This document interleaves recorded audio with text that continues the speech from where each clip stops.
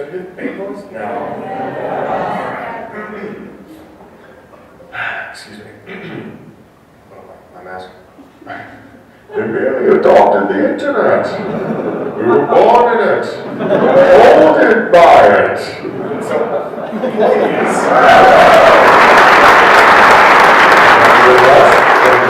the point is we're still figuring this out. And the advantage that we have, particularly those of us who grew up with this technology, is that we have kind of fluency. They just don't, and you know exactly what I'm talking about. Exactly. Who can blame her though, right? House of Cards, Orange is the New Black, right? She wants to be on Netflix. What channel, right? This is one of the huge advantages we have because we have this kind of fluency, and it's not just the new frontier, right? We're all exploring this new frontier together. But those of us who can build are not just exploring it, we're actually building it under our feet, right? And on that, how many of you are learning to code? Just by show of hands. Proud. Oh yes. Nice. Okay, awesome. I need to see more hands, people, because this is the most valuable skill of the century. All right? This is the skill to learn. And what's amazing, this is not only so valuable, it's also so accessible. Right? Whether it's Mark Zuckerberg, whether it's Steve Huffman, my co-founder, they're all largely self-taught, using free resources available online. They all get started largely the same way.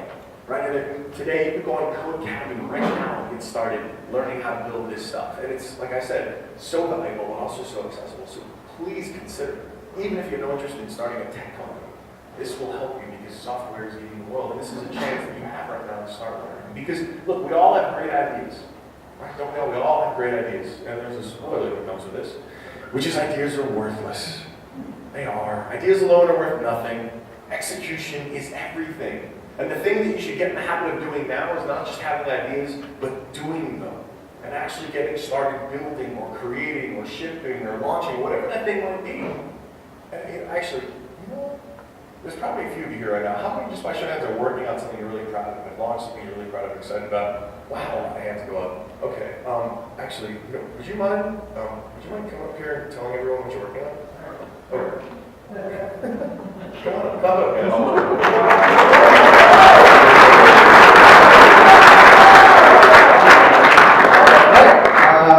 I'm Rico, and I'm working on me and my partner Gary, who's right over there, we're working on a mobile navigation platform for smartphones. It's basically like a heads-up display for your smartphone that will let you be able to track your friends, things around you accurately and intuitively. And you can see I'm wearing Google Glass, and so we're also working on our software for Glass as well, so that now instead of holding up your smartphone, you can have it in your, now in your field of view. So think about like firefighters being able to track where they all are in a building. A fire chief keeping track of his troops just by holding up a smartphone. Soldiers in the field, with their gun cams or their helmet cams or whatever, being able to accurately find where their squad mates are. Or, you guys at Palmerfest being able to find your friends, all just by holding up your smartphone. And now there your friends are in your field of view, just, like that. So, it's going to be called Augur. And what do we learn more about it? Well, we don't have a website yet, but our company is Razor Dynamics, razordynamics.net. That's the website isn't particularly live, but yeah, it's a two-man operation. So we if you are a web developer, come find me and talk to me because we could use you. So yeah, thank you.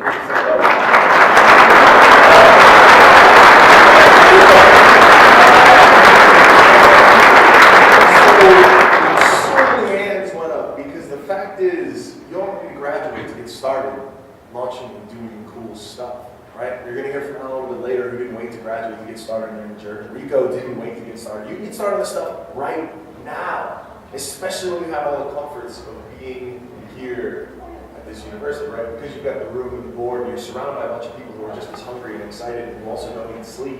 Like, take advantage of this. All right, now I was lucky because by my sophomore year, I went and got waffles. I know you guys have Waffle Houses here. Are you kidding me? Wait, the state of Ohio has Waffle Houses. Ooh, no. Yeah, palpitations, guys. Okay. You get go to the Pacific Northwest and try to ask them about Waffle House, and it's just blank stare, and it's heartbreaking. No idea. Okay, so I was in Virginia. I was taking an LSAT prep course because for the last 2 years I had obsessed over my GPA. I was going to be an immigration lawyer. I was taking everything. I got all those books out of the library, and I was in this Kaplan LSAT prep class. And maybe like 30 minutes into it, I walked out because it was Saturday morning and I was really hungry. And so I went to a Waffle House. And there, eating those waffles, I realized, you know what? If I like these waffles more than I want to be a lawyer, I probably shouldn't be a lawyer. I'm choosing waffles over LSAT. Probably not the right course. So it was there that I decided, all right, I gotta come up with something else. My best friend and first year roommate, Steve Huffman, he had a software job lined up for him from jump, but I talked him out of it. I said, let's live like college students forever and let's make stuff. And he was like, sure. I don't know why, but I said, sure. And we had this brilliant plan. We were gonna let people order food from their phones. They wouldn't have to wait in line again. It would be 5 blocks away. They could take out their phone, place an order, show up at Starbucks, and say, hey, I'm Alexis, and take the Frappuccino and go. We thought this is going to change the world, right? We're going to call it My Mobile Menu, or Yes, workshop it. But look, we thought this is the thing, right? And when we spent the next year, we talked to every restaurateur in Charlottesville. We started building a prototype. We started doing everything we needed to, got business cards, checking account, all this stuff set up. And then we heard about this thing called Y Combinator. It was the first time ever that they had done this program. It was the seed stage venture firm. And back in 2005, this was a novel idea. It was this idea that they would give maybe $6,000 per founder to just work for 3 months over a summer. Like do nothing but write code, get users, and play World of Warcraft. Both at level 60. And we thought this is perfect for us, right? We're about to graduate. We need to apply. We're going to get it. This is going to be to the moon, right? Okay, so we applied. And they loved our application. They invited us up for an interview. So we went up to Boston. We gave the interview of our lives. Crushed it. We went out that night, had a feast, started drinking. We got our phone call, and they said, you're rejected. It was convenient that we were already drinking, of course, because then we could go from jubilation to misery just pretty seamlessly. And so we proceeded to get drunk. And that night, because we were in Harvard Square, we bumped into a couple of Harvard students. And these guys had also been drinking, but they were having a much better night because they had just gotten jobs at Lehman Brothers. Yeah, I don't know how that turned out for them. But they were feeling a little braggy at the time. So they were letting everyone know, buying drinks for everyone in the bar. And in my insecurity and drunkenness, I blurted out at them, well, my friend Steve and I have started a company called and we just got into Y Combinator. Probably haven't heard of it, but it's pretty cool. And I felt like such a tool. As that lie came out of my mouth, and so I drank more. Also, I know there are a lot of students here. I am not saying alcohol is a solution. Technically alcohol is a solution.